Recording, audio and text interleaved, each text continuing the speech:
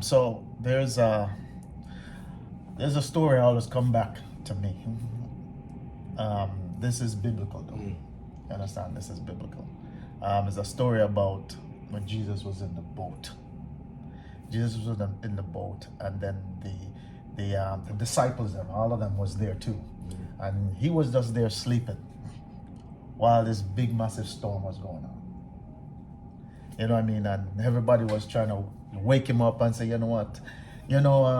Jesus, Jesus, you know what I mean? Or I think in those days they call him Messiah or Master. And say, you know what? Hey, we're about to sink, you know what I mean? We need help, we need help. And he got up and he just looked at them and said, you know what? Why are those with little faith? You know what I mean? So I'm paraphrasing some of it. And he said, he's saying, you know what, to them, basically what he's saying, you know what, you control whatever goes on around. So anything that you speak to, it shall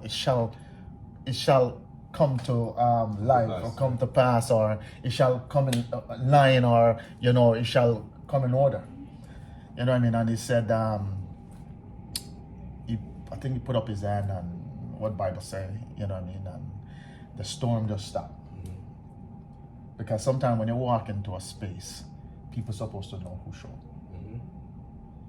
You know what I mean? And the other thing is, you have to know that you were showing them that don't let your problem be bigger than you. Because you're tangible. Sometimes you can't see the problem. No. You know what I mean? See the problem, yeah? See you, yeah? You know what I mean? And if sometimes it's easy said than done. You know what I mean? But he said, well, he's trying to tell them, be still. Be still in the storm. You know what I mean? Understand that your problem is smaller than you. You're bigger than the problem. And and the other thing that he was teaching them, that we're here as a team. We're here to help. So there was so much message in that moment with them in the storm. And every time when I look at my problems and situation that is going on, it reminds me back to that passage or that story that Jesus was sleeping and chaos was going on, but he was still in the storm. He was still anywhere he is. Anywhere you go, chaos. Your storm could be a financial storm. Your storm could be spiritual.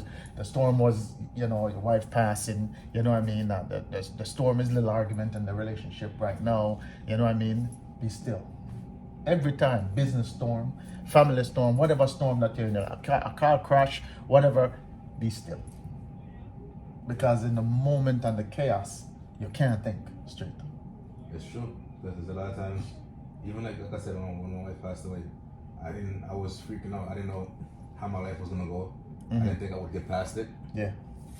Like, all kind of thoughts were in my mind, and I would have never thought I'd be here right now. Yeah. In a new relationship. Never thought I would be loving this person how I love this person. Yeah. And it's not to say that I love this person same. I love my wife different. Yeah, of course. And my relationship with my wife and what I went through with my wife in our marriage and losing her taught me to be so much better for this relationship and how to deal with certain things and so forth. Step, yeah. Yep. You know what I mean? And I look at it, so even going back to like God, but not biblical terms, but just more so like, even though you marry someone and then you say these vows, that doesn't mean that person is for you for the rest of your life. I took it, and how the time I spent with God and talking to God, I took it as He put Sandra in my life to be a better partner, husband for this new relationship. And not to take away from what my first marriage was, but it's just that things are so much easier for me now than before. Yeah, you can navigate through it. Exactly. Yeah, man. And we're still growing. You know what I mean? And there's a lot more to learn. You know what I mean? But big shout out to those who just got involved in relationship or in relationship, or have been married before, looking to get married again. You know what I mean?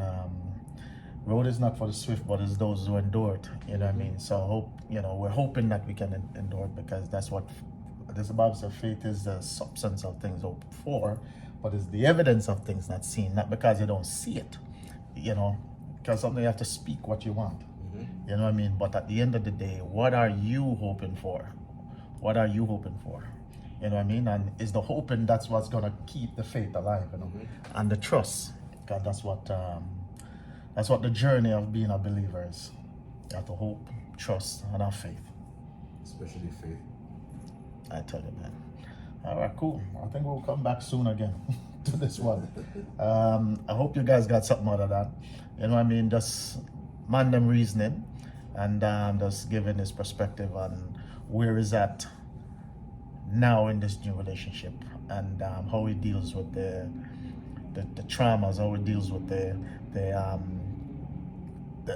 levels of baggage in a relationship. You know what I mean?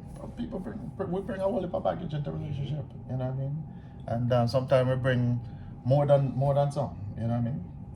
But anyway, any last words? Because I think that was a good one. Communication is so key in a relationship.